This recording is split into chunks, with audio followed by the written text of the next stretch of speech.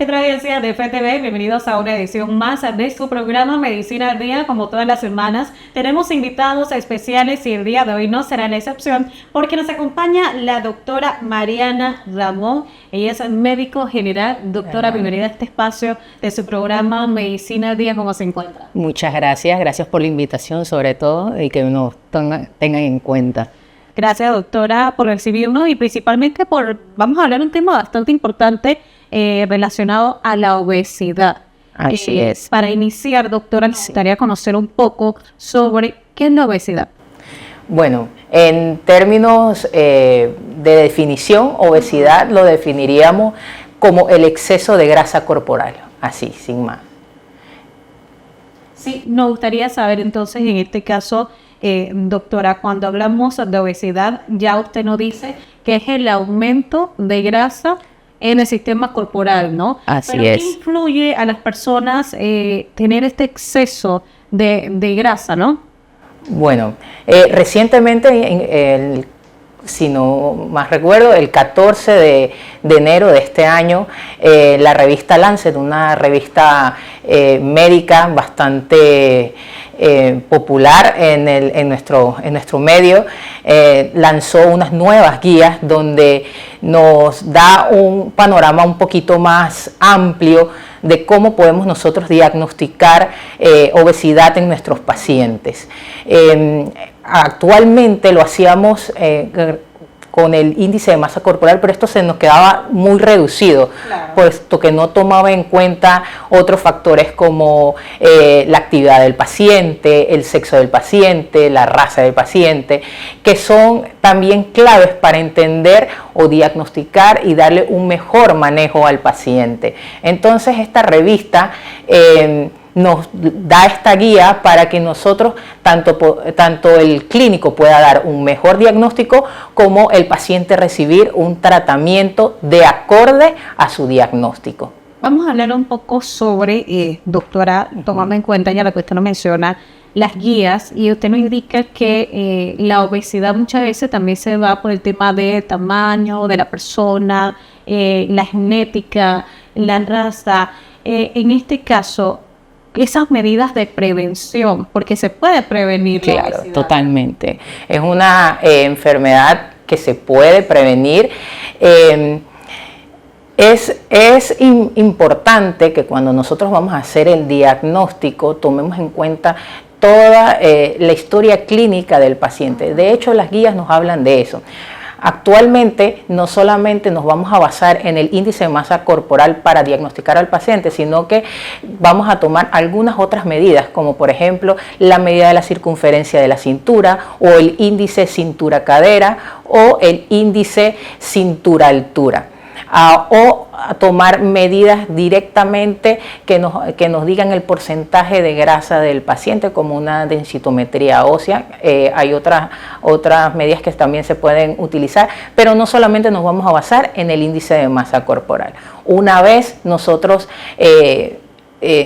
podamos saber con el índice de masa corporal y con estas otras medidas que ya te estoy mencionando, lo primero que le vamos a preguntar o nos vamos a preguntar nosotros, ¿tiene o no un índice de masa corporal que nos diga que tiene exceso de grasa? Si es sí o no, la siguiente pregunta que nos haríamos, ¿este exceso de grasa en el paciente le condiciona alguna patología que le impide la movilización o su diario vivir, o que su grado de obesidad esté directamente relacionado con alguna otra patología? Y con estas guías, doctora, se espera, ¿no?, una mejora en la atención médica. ¿Cómo se espera o qué expectativas se tiene, ya hablando de materia de salud, ustedes como expertos, una mejora en la atención médica, hablando ya en la enfermedad de la obesidad?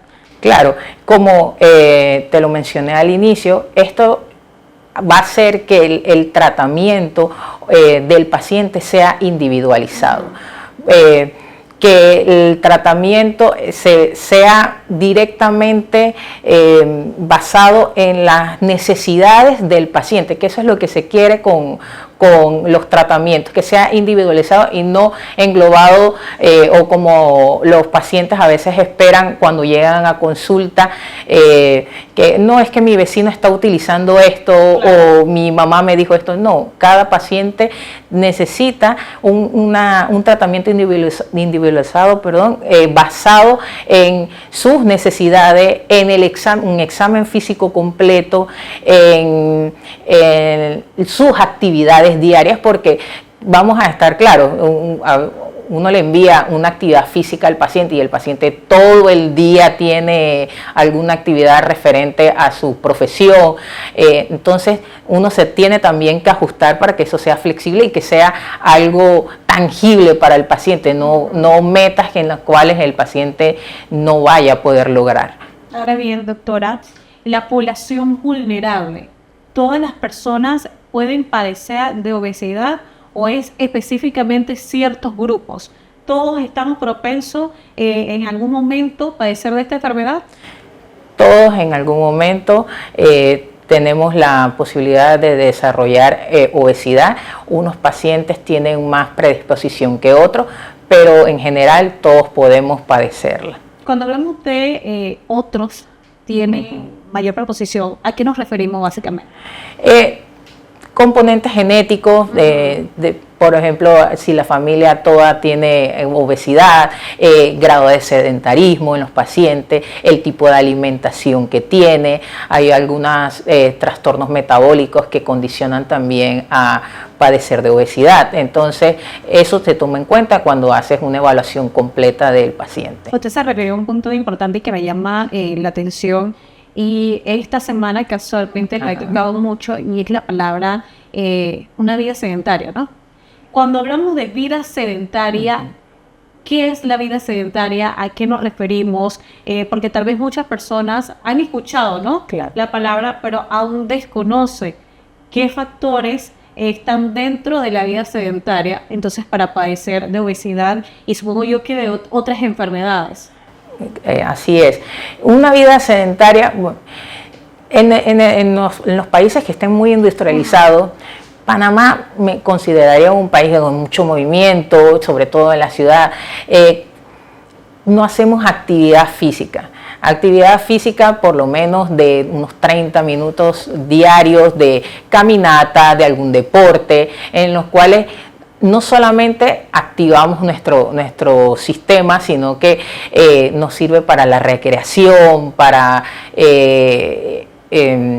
distraernos un poco de este mundo del trabajo, del estrés exactamente, que no solamente nos ayuda a mantener una salud física saludable, sino que también nos ayuda a, por ejemplo, en los pacientes con depresión, es recomendable también hacer ejercicio, pero el sedentarismo es importante que el paciente entienda que la actividad física diaria es importante. No estamos hablando de actividades vigorosas, sobre todo en pacientes, hay que adecuarlas a los pacientes, no vamos a poner a pacientes que apenas tienen movilidad a hacer grandes ejercicios, porque lo que va a provocar es que ellos abandonen el ejercicio antes de tiempo, y lo que quieres con el paciente es que se creen hábitos. Claro. Yo sé, doctora, que cada paciente o cada persona tiene una necesidad distinta. Cada cuerpo humano es diferente al otro. Entonces, no todos los procedimientos médicos me van a servir a mí o le van a servir a usted de igual forma. Pero para empezar, una persona, pongámonos de este ejemplo, tiene sobrepeso, está padeciendo de obesidad. ¿Cuáles son esas recomendaciones o esos consejos que le brinda ya entonces el médico para empezar, ¿no? una vida de actividad física? Bueno, lo primero, como ya habíamos mencionado, es el que el paciente vaya a una consulta donde se le evalúe su historial clínico, su historial de patologías que a lo mejor pueda tener el paciente, se le hacen una serie de estudios que hay que enviar, metabólicos, y el grado de ejercicio que ya tenga el paciente. Si algunos pacientes ya realizan algunas actividades físicas, otros pacientes va a ser la primera vez que van a hacer algún tipo de actividad física. La actividad física siempre debe estar enfocada a las necesidades del paciente y a la grado de movilidad que tiene el paciente en ese momento. Cuando ya tenemos el diagnóstico como tal de obesidad en el paciente, que ya cuando diagnosticamos obesidad sería el exceso de grasa con alguna disfunción orgánica en el paciente. Ese ya es un paciente que necesita tratamiento. Y evaluamos si él necesita algún tratamiento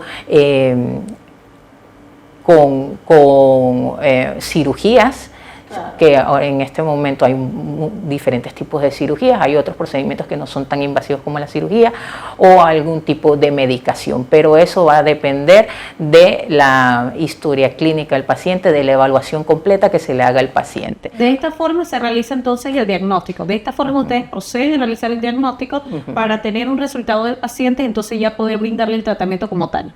Así es, primero hay que hacer una evaluación completa del paciente para uno brindarle la mejor atención o lo que se adecue más a su situación en ese momento. Doctora, en Panamá la obesidad la podemos tratar como un problema de salud pública en el país, ¿cómo lo ve usted? Definitivamente en Panamá es un tema de salud pública. Tenemos muchos pacientes obesos que debido a su obesidad, por ejemplo, los pacientes diabéticos que debido a su obesidad desarrollan otras enfermedades.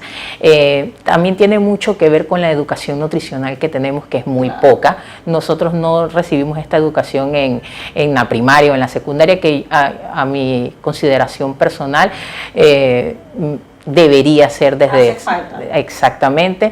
Aparte, nuestro estilo de comer es un estilo de muchos carbohidratos, de exceso de comida, no es pero es parte también, es algo también un tema cultural. Claro. Doctora, ahora bien, usted también mencionó que la obesidad puede influir a padecer otras enfermedades, tipo ya como hipertensión, azúcar en la sangre, también está otros temas que pueden afectar la salud del ser humano. ¿Cuáles serían esas enfermedades que pueden ya ser generadas por la obesidad? Hay un sinfín de enfermedades que pueden ser generadas por la obesidad.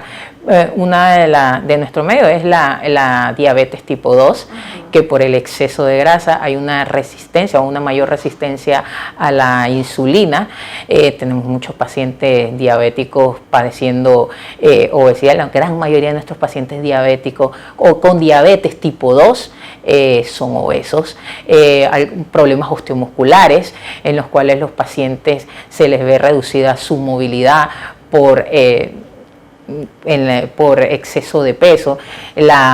Por ejemplo, en las rodillas, llega mucho el paciente, doctor, es que me duelen mucho las rodillas, no puedo caminar, pero el paciente tiene un exceso de peso y como que no dimensionan que eso es lo que les está causando esa reducción en la movilidad o las caderas, sobre todo en pacientes donde la movilidad está muy reducida. Sí, una anécdota muy claro. Hace poquito yo recibí una paciente en mi consultorio y me dice la paciente, no, doctora, me duelen mucho las rodillas, no puedo caminar. Yo creo que desde hace un año no estoy tomando mis multivitamínicos. Claro, hay que hacer conciencia en el paciente y hablarle y decirle que el exceso de peso, que no tenía en ese momento otra patología como hipertensión, diabetes, el exceso de peso es lo que le está provocando esos dolores y esa imposibilidad para que pueda caminar. No había realizado la paciente que eso puede ser lo que está condicionando que no pueda hacer esos movimientos. Pero ¿por qué los pacientes, en este caso, doctora, no caen en cuenta la enfermedad que están padeciendo? ¿Se está normalizando la obesidad hoy en día? Es un tema de educación, como hablamos ahorita. No estamos educados, simplemente pensamos que ser gordito, aparte de una cuestión meramente estética, de no me quiero ver gordito porque no me veo bien, pero no realizan que esa condición o ese exceso de grasa perjudica tu salud directamente. Listo. Doctora, vamos a cumplir con un cambio comercial. Usted manténgase pendiente de su programa Medicina al Día, ya volvemos.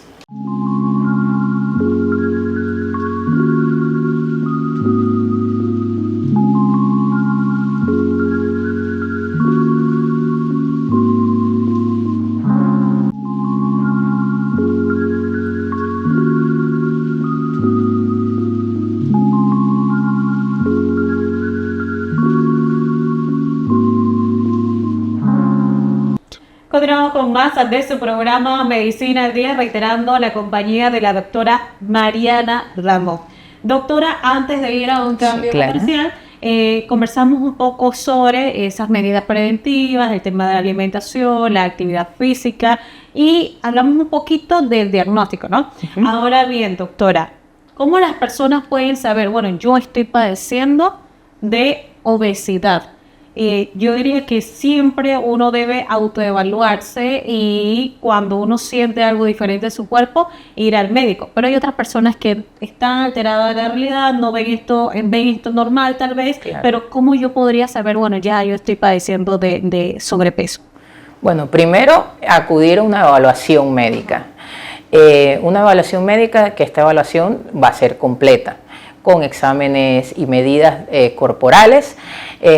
Dentro de las guías que te hablé hay como un algoritmo muy fácil de seguir. ¿Tengo exceso de grasa? ¿Sí o no? Bueno, si tengo exceso de grasa, este exceso de grasa condiciona a alguna otra patología o dificultad en la movilidad, sí o no. Entonces aquí es donde se introduce un nuevo término que nos hablan las guías, que es la obesidad preclínica y la obesidad clínica. Si el paciente tiene exceso de grasa, pero no tiene ninguna patología que condicione este exceso de grasa o dificultad en la movilidad, entonces caería en una obesidad preclínica, es decir, la obesidad preclínica entonces la definiríamos como un exceso de grasa sin una disfunción orgánica, es decir, no hay una enfermedad en ese momento, una enfermedad activa. ¿Y cuál sería el manejo o el tratamiento de este paciente o el enfoque que le daríamos a este paciente? Evitar que el paciente nos llegue a una obesidad clínica o que haya una disminución en su movilidad. Entonces, ¿qué es? Dieta y ejercicio. Claro. Esto quiere decir, doctora, que existe una diferencia o una raya de separación entre el sobrepeso y la obesidad. Lo pregunto porque tal vez muchas personas tienden a relacionarlo uno con lo otro. ¿O existe alguna diferencia como tal o es lo mismo? Bueno, en estas guías eso es lo que pasa es que cuando utilizamos únicamente el índice de masa corporal teníamos bajo peso, normopeso, sobrepeso y obesidad, sin contar o tomar en cuenta otros factores. Por eso se hace este algoritmo en donde aparte de, bueno, tengo un exceso de grasa, sí o no, ese exceso de grasa me condiciona una patología o dificulta la movilidad, sí o no, entonces me caigo en una clasificación preclínica de obesidad o una clasificación clínica de obesidad.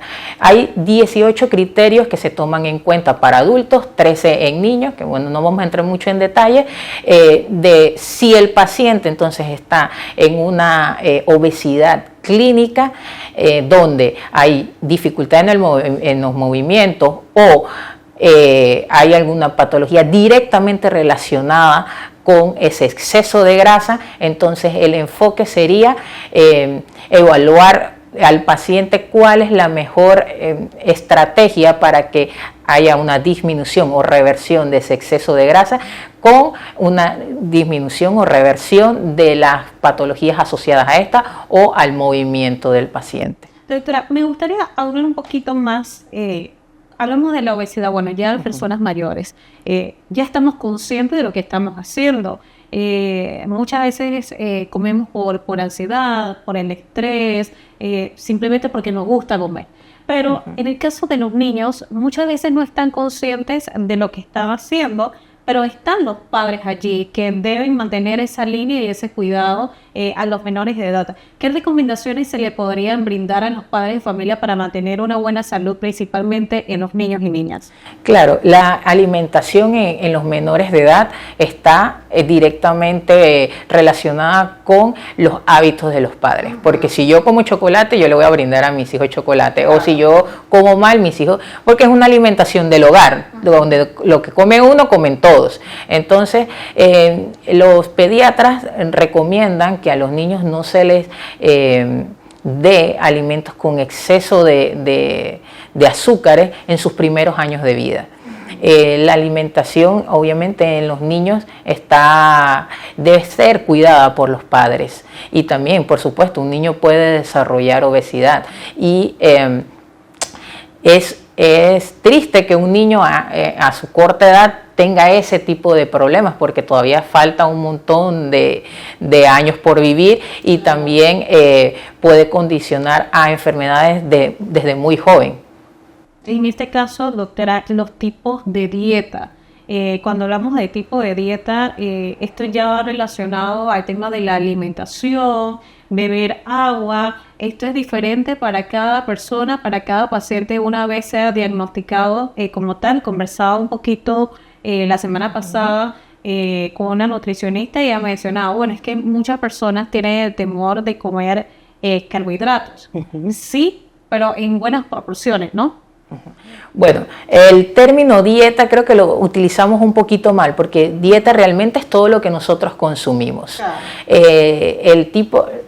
El tipo de alimentación que tiene que tener el paciente va de acuerdo a sus necesidades. Nuevamente, el enfoque siempre del tratamiento para el paciente debe ser individualizado. Entonces, lo que me funciona a mí tal vez no le funcione a otra persona. Los pacientes entran o están muy ansiosos cuando el clínico le dice hay que hacer un tipo de dieta para lograr una disminución en ese porcentaje de grasa. Y lo primero que preguntan, doctora, ¿y tal cuestión o tal alimento es malo? No hay que satanizar los alimentos, ningún alimento es malo.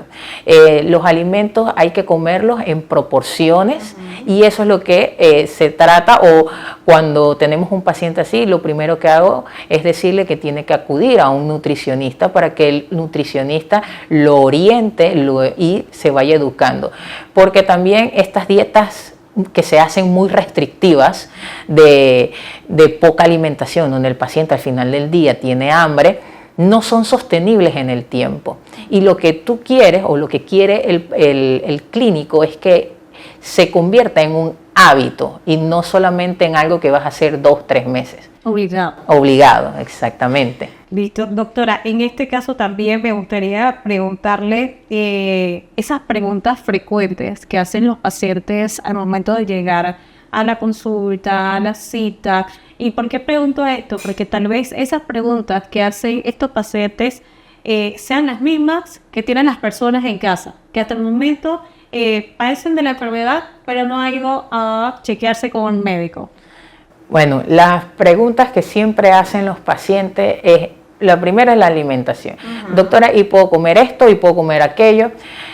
Es importante que los pacientes entiendan que la alimentación o las comidas no son malas. Claro. Nosotros tenemos que tener una alimentación balanceada con todos los grupos alimenticios que existen. Lo otro es el ejercicio, y si puedo caminar o puedo correr o puedo alzar pesas. Los nuevos estudios nos hablan que el ejercicio debe ser cardiovascular, aeróbico, pero también con un poquito de pesas. Claro, el ejercicio lo vamos a ir adecuando a la movilidad que tenga en ese momento el paciente, y así vamos a ir progresando poco a poco con el paciente. Otra duda que siempre tienen los pacientes es si es necesario o no que vayan a un nutricionista. es necesario que vayan al nutricionista por el tema de educación, por el tema de que también el nutricionista le va a adecuar su alimentación a las necesidades que tenga en ese momento.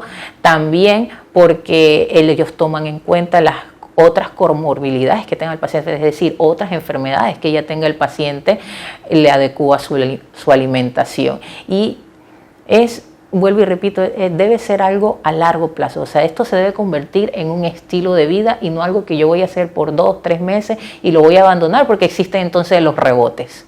¿Qué tan frecuente los pacientes deben ir a revisión médica? Esto lo pregunto materia ya de incentivar a los pacientes o a las personas que buscan esa prevención, acudir al médico de forma regular. Puede ser una vez al año, 2 veces al año. ¿Qué tan frecuente debe ser? Y también en este caso de los pacientes que padecen de obesidad, ¿con quiénes deben acudir puntualmente? Ok, bueno, yo que estoy en atención primaria, los pacientes deben acudir a atención por lo menos una vez al año. Estamos hablando de un paciente que no tiene un diagnóstico de ninguna enfermedad, como manera preventiva, así como hacemos con otras, las mujeres, por ejemplo, que hacemos con nuestra revisión anual con ginecología. En general debemos ir por lo menos una vez al año para evitar, porque de eso se trata la atención primaria, evitar que el paciente llegue a una atención de segundo o primer nivel, que eso ya es cuando ya el paciente tiene una enfermedad. Lo que nosotros queremos es evitar que llegue ese paciente a tener eso. Los pacientes con obesidad, dependiendo del grado también de obesidad y de otras comorbilidades que tenga el paciente, al principio, como en toda patología, se va a tener un seguimiento bastante estricto por unos meses. Sin embargo, ya cuando el paciente esté bien diagnosticado, cuando ya tenga un programa de alimentación, un programa de ejercicio, ya este tiempo puede ser un poquito más espaciado. Inicialmente, el paciente con obesidad lo va a tratar, bueno, puede ser una medicina general donde lo refiera a un nutricionista, también puede ser referido a un endocrinólogo para saber si hay algún tema hormonal. En mujeres también puede ser referido a ginecología, porque hay también temas hormonales ginecológicos que condicionan también a un exceso de grasa. Entonces es una evaluación multidisciplinaria que tiene el paciente. ¿Cuál sería ese peor escenario que podría generarse al momento de que el paciente no vaya a ninguna cita, no vaya a algún chequeo, no vaya a revisarse con el médico? ¿Qué es lo peor que puede pasar, doctora? Bueno, este exceso de grasa o pacientes que en este momento les llamamos con obesidad mórbida, que pierdan completamente la movilidad. Ahí tenemos pacientes que por ese exceso de grasa es como un paciente encamado. Su movilidad se pierde completamente. Inclusive que hay que alimentarlos en la cama, hay que bañarlos en la cama, todo porque no pierden completamente la movilidad. Si tienen alguna urgencia o que hay que movilizarlos a un centro de atención, se dificulta esto, puesto que no tenemos las camillas o no hay la ambulancia o inclusive el espacio para que puedan salir del espacio donde se encuentran, no puedan pasar por la puerta. Entonces llega el punto en el que el paciente pierde esa libertad, esa autonomía de poder hacer las cosas por sí mismo.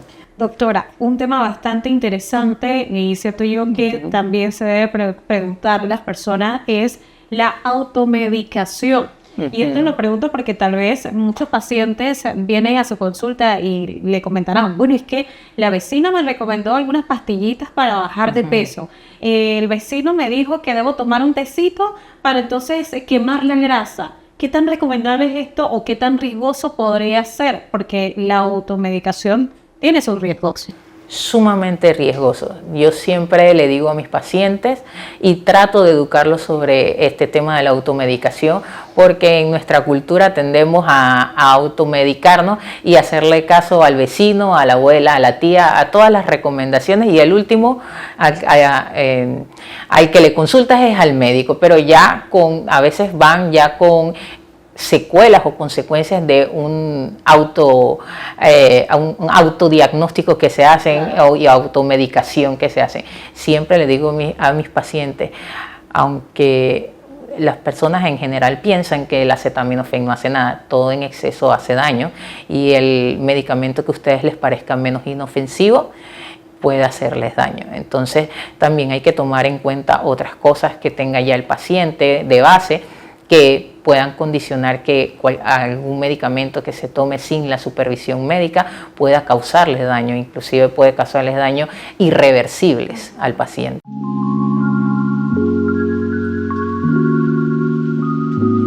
Doctor, ya casi para finalizar, la tecnología ha avanzado, hay muchos tratamientos que se están realizando gracias a esto. En materia ya para la obesidad, y ustedes como médicos, ¿qué herramientas están utilizando tecnológicas innovadoras para tratar a estos pacientes?